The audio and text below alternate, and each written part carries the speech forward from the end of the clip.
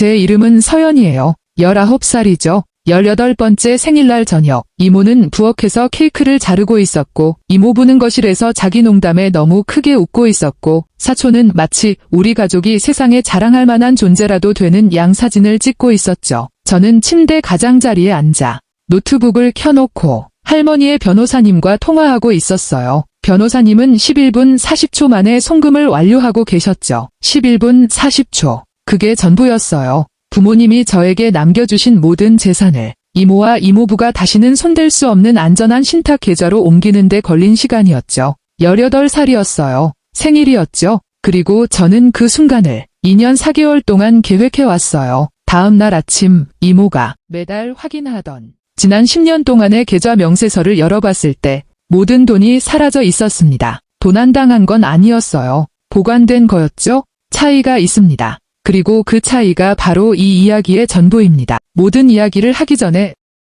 지금 바로 좋아요 버튼을 눌러주세요. 댓글도 남겨주시고 어디서 보고 계신지, 그곳의 시간은 몇 시인지 알려주세요. 하나하나 다 읽어볼게요. 자, 그럼 이 이야기가 실제로 시작된 곳으로 돌아가 볼게요. 부모님은 수요일에 돌아가셨습니다. 3월 14일이었죠. 저는 7살이었어요. 수요일이었던 걸 확실히 아는 이유는 그날 아침에 맞춤법 시험이 있었는데 모든 단어를 다 맞췄거든요. 엄마에게 보여드리고 싶어서 시험지가 구겨지지 않도록 조심스럽게 접어서 주머니에 넣었어요. 하지만 결국 엄마에게 보여드리지 못했어요. 부모님은 박진호 씨와 박미선 씨였습니다. 아버지는 34살이셨고 어머니는 32살이셨습니다. 두 분은 일주일 내내 손꼽아 기다리던 저녁 식사, 결혼 10주년 기념일 저녁 식사를 마치고 집으로 돌아오는 길이었습니다. 그런데 경부고속도로에서 트럭 운전사가 졸음운전을 하다가 밤 11시 17분에 사고를 당했습니다. 두 분은 함께 돌아가셨습니다. 그래도 그것만으로도 다행입니다. 저는 12년 동안 그 사실을 마음속에 간직해왔습니다.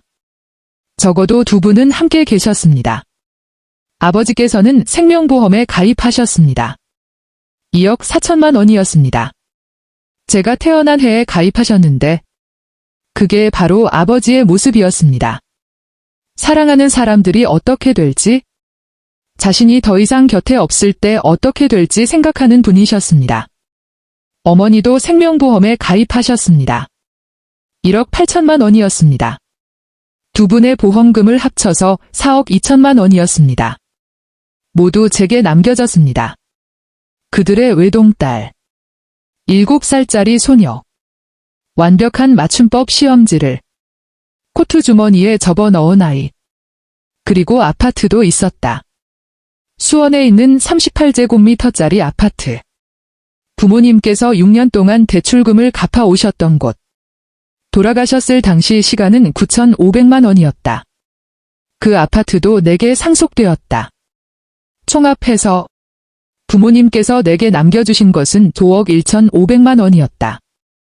나는 이 모든 것을 16살이 될 때까지 몰랐다.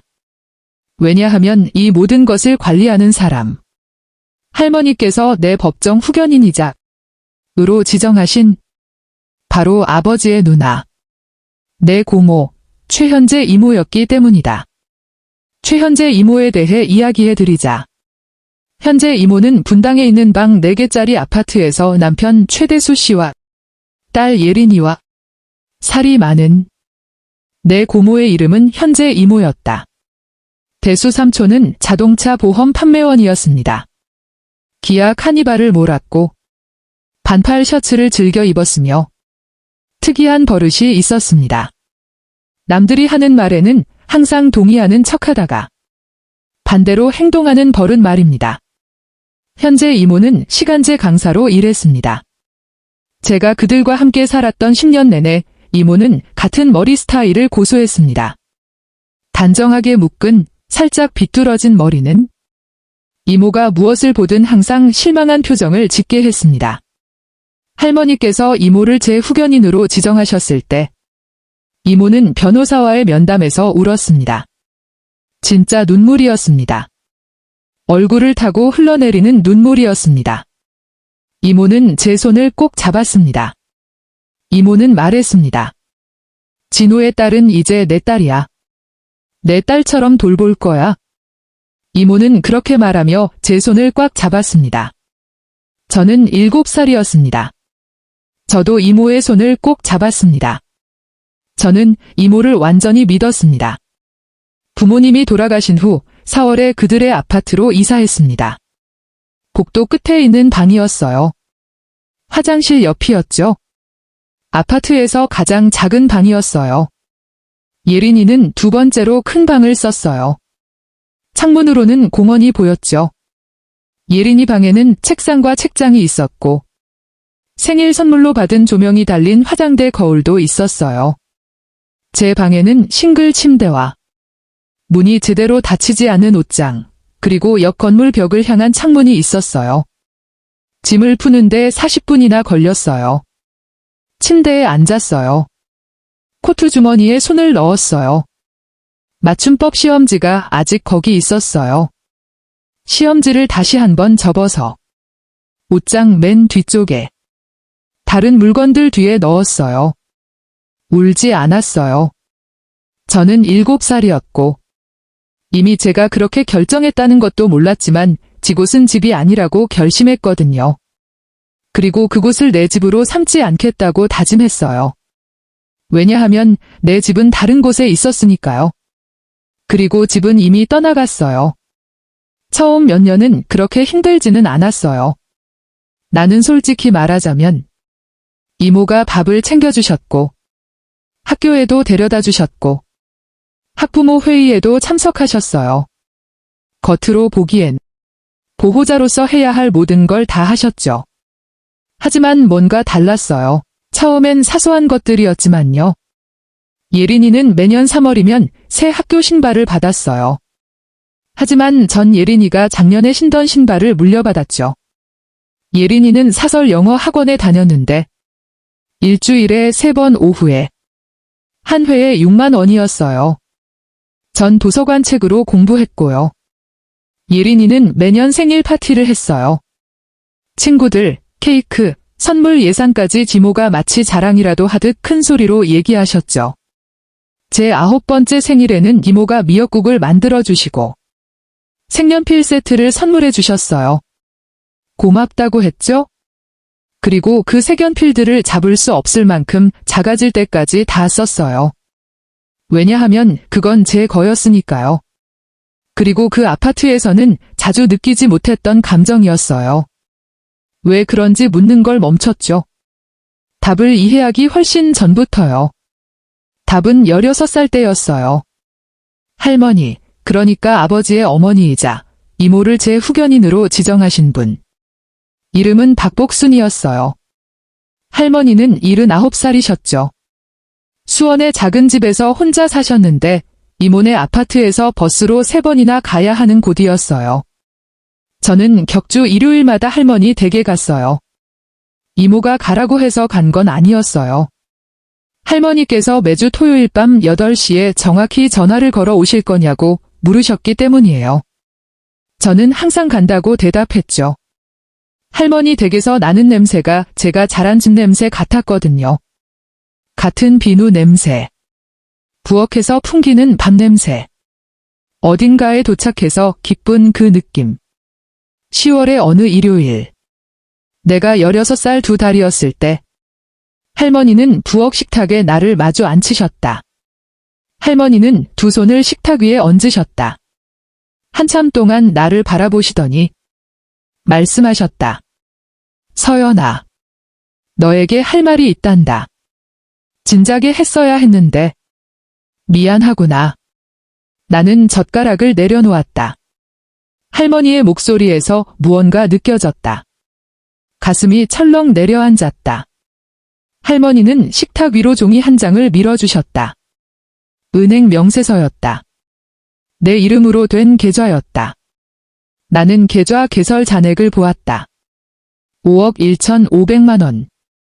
그리고 현재 잔액을 보았다. 2억 6,100만 원. 나는 할머니를 올려다보았다. 할머니는 이미 울고 계셨다. 그녀가 말했다. 이모한테 6개월마다 거래 내역서를 보내달라고 부탁했어.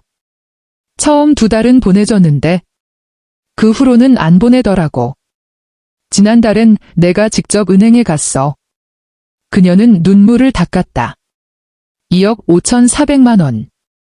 10년 만에 사라졌어. 나는 다시 서류를 바라보았다. 숫자를 살펴보았다. 나는 아버지의 딸이다. 나는 원래 숫자에 약했다. 나는 머릿속으로 4초 만에 계산을 했다. 2억 5,400만 원.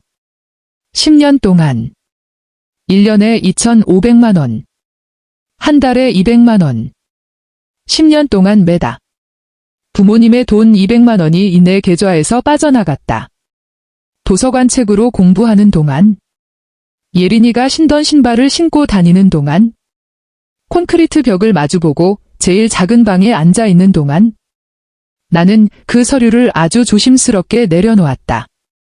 할머니를 바라보았다. 그리고 말했다. 할머니. 그녀에게 전화하지 마세요. 아무 말도 하지 마세요. 아직은 안 돼요? 할머니는 나를 바라보셨다. 나는 다시 말했다. 시간이 필요해요. 제발 시간을 주세요. 할머니는 테이블 너머로 손을 뻗어 내 두 손을 잡으셨다. 할머니는 고개를 끄덕이셨다. 그리고 내게 시간을 주셨다. 2년 4개월. 그렇게 나는 기다렸다. 어떻게 해야 할지 몰라서가 아니었다. 18살이 되어야 했기 때문이다. 한국에서는 18살이 되면 법적으로 성인이 된다. 자신의 금융계좌를 관리할 수 있다. 후견인을 해임할 수 있다. 자산을 본인 명의로 이전하거나 이전 후견인이 접근할 수 없는 안전한 구조로 이전할 수 있다. 이 모든 것을 알고 있었던 이유는 2년 4개월 동안 한국의 신탁법, 재정후견인 제도, 자산보호에 관한 모든 자료를 읽었기 때문입니다. 도서관 책, 법률 웹사이트, 접근 가능한 모든 무료 자료까지요. 할머니께서 저를 자신의 변호사, 권 변호사라는 조용한 분을 소개해 주셨습니다. 권 변호사는 할머니의 돌아가신 남편분의 유산 상속을 담당하셨던 분인데 2번의 만남을 통해 제 사정을 들어주시고 2번째 만남이 끝날 무렵 이렇게 말씀하셨습니다. 정말 꼼꼼하게 준비했구나. 그리고 이제 곧 18살이 되는구나. 그때가 되면 어떻게 해야 할지 이야기해보자. 우리는 이야기를 나누었고 계획을 세웠고 모든 서류를 미리 준비했습니다. 그리고 저는 집으로 돌아왔습니다. 작은 방의 작은 책상에 앉아 콘크리트 벽을 바라보았습니다. 그리고 제 생일을 기다렸습니다. 이모가 제 18번째 생일 파티를 계획해 주셨습니다. 이 점을 꼭 알아주셨으면 합니다. 이모가 계획해 주셨습니다. 그녀는 케이크를 샀다. 지하철역 근처 빵집에서 산 크림 케이크였는데 38,000원짜리였다. 그녀는 현수막을 걸었다. 친구들을 초대했다. 그녀의 친구들, 내 친구들은 아니었다. 교회 모임의 4명의 여자들이었는데 금박 포장지로 선물을 가져왔고 마치 내 삶의 일부였던 것처럼 나를 둘이서연아라고 불렀다. 대수 삼촌은 스피커를 설치하고 음악을 틀었다. 40살 미만은 아무도 자발적으로 듣지 않을 노래였다. 예린이는 소셜미디어에 올릴 사진을 찍었다. 케이크 앞에서 내 옆에 서서 팔짱을 끼고 마치 친한 사이처럼 웃었다. 우리는 친하지 않았다. 우리는 한 번도 친했던 적이 없었다. 하지만 예린이는 콘텐츠가 필요했다. 그래서 나는 웃었다. 케이크 앞에 섰다. 그들이 불러주는 노래를 들었다. 촛불을 껐다. 그리고 화장실에 가야 한다고 말했다. 하지만 방으로 갔다. 노트북을 켰다. 권 변호사에게 전화를 걸었다. 그는 그날 아침 8시부터 내 전화를 기다리고 있었다. 그가 말했다. 서연 씨, 생일 축하해요. 준비됐나요? 나는 대답했다. 2년 동안 준비됐어요. 11분 40초. 그렇게 시간이 흘렀습니다. 이모가 부엌에서 케이크를 자르는 동안 삼촌은 자기 농담에 낄낄거렸고 예린이는 촛불 앞에서 웃고 있는 우리 둘의 사진을 올렸습니다. 남은 상속재산 2억 6,100만 원은 나만 접근할 수 있는 보호 신탁 계좌로 옮겨졌고 권 변호사 사무실에서 독립적으로 관리되었습니다. 이모가 10년 동안 이용했던 계좌는 폐쇄되었습니다. 노트북을 가방에 넣고 거실로 돌아갔습니다. 케이크 한 조각을 받아 먹었습니다. 파티에 초대해 주셔서 감사하다고 말했습니다. 침대에 누웠습니다. 그날 밤은 2년 4개월 만에 가장 푹 잤습니다. 다음 날 아침은 토요일이었습니다. 토요일인 것을 아는 이유는 이모가 매달 첫째 주 토요일에 계좌 명세서를 확인했기 때문입니다. 그달의 첫째 주 토요일은 아니었어요. 하지만 이모는 뭔가 예감이 들었나 봐요. 부엌에서 밥을 짓고 있는데 그 소리가 들렸어요. 처음엔 말이 아니었어요. 그냥 소리였죠. 이모에게서 한 번도 들어본 적 없는 소리였어요. 마치 무언가에서 공기가 빠져나가는 소리 같았어요. 그러다 대수. 그냥 이름이었어요. 조용했어요. 마치 무언가를 방금 본 사람이 아직 말로 표현할 수 없는 것처럼요. 저는 계속 밥을 지었어요. 대수가 침실에서 나오는 소리가 들렸어요. 그리고 그들이 이야기하는 소리가 들렸어요. 낮은 목소리였어요. 점점 작아지더니 그러다 이모 목소리가 제가 이모 집에 10년 동안 살면서 한 번도 써본 적 없는 큰 소리로 서연아. 저는 가스레인지를 껐어요. 거실 문으로 걸어갔어요. 저는 거기 서 있었어요. 이모는 손에 휴대전화를 들고 있었다. 이모의 얼굴은 뭐라고 표현해야 할지 모를 색깔이었다. 창백함과 회색의 중간쯤 되는 색이었다. 삼촌은 이모 뒤에 서 있었다. 반팔 셔츠는 바지 밖으로 나와 있었고 머리도 아직 빗지 않은 상태였다. 평소보다 훨씬 작아 보였다. 이모가 말했다. 무슨 짓을 한 거니? 질문이 아니라 단언이었다. 나는 말했다. 어제 18살이 됐어요. 제가 계좌 명의자예요. 상속 재산을 신탁 계좌로 옮겼어요. 권 변호사 사무실에 가면 절차에 대해 궁금한 점을 다 물어볼 수 있을 거예요. 이모는 나를 빤히 쳐다보았다. 나는 다시 말했다. 그리고 3주 전에 금융범죄수사대에 신고했어요. 인출건에 대해서요. 그쪽에서 10년치 거래 내역을 다 가지고 있어요. 이모의 손에서 휴대전화가 떨어졌다. 던진 게 아니라 그냥 떨어뜨린 거였다. 마치 손이 그걸 잡는 걸 잊어버린 것처럼. 삼촌은 소파에 앉으셨다. 삼촌은 두 손으로 얼굴을 가렸다. 나는 한참 동안 숙모를 바라보았다. 나는 코트 주머니에 접혀있던 맞춤법 시험지를 생각했다. 도서관 책들을 생각했다. 예린이의 낡은 신발을 생각했다. 매주 격주 토요일마다 세대의 버스를 타고 할머니 댁에 갔던 일을 생각했다. 아무도 나를 데려다 주지 않았기 때문이다. 나는 말했다. 이번 주에 이사 나갈 거예요. 할머니께서 기다리고 계세요? 나는 부엌으로 돌아갔다. 밥을 마저 지었다. 아침을 먹었다. 그릇을 씻었다. 짐을 싸는데 40분밖에 걸리지 않았다. 11년 전에 짐을 풀던 시간과 똑같았다. 그리고 나는 떠났다. 나는 할머니 댁에서 8개월을 지냈다. 여기 내 방은 공원을 바라보고 있다. 아침이 되면 창문으로 햇빛이 들어와 바닥에 길쭉한 직사각형 모양으로 드리워진다. 그리고 우리 고양이 할머니께서 6년 동안 키우신 회색 얼룩무늬 고양이. 이름이 동걸인데 동걸은 둥근이라는 뜻이야. 매일 아침 딱 그 직사각형 안에서 잠을 자. 마치 미리 예약이라도 한 것처럼. 나는 커피를 마신다. 나는 고양이가 자는 모습을 바라본다. 그리고 오랫동안 느끼지 못했던 감정이 느껴진다. 평범함. 그냥 평범함. 그냥 평범함.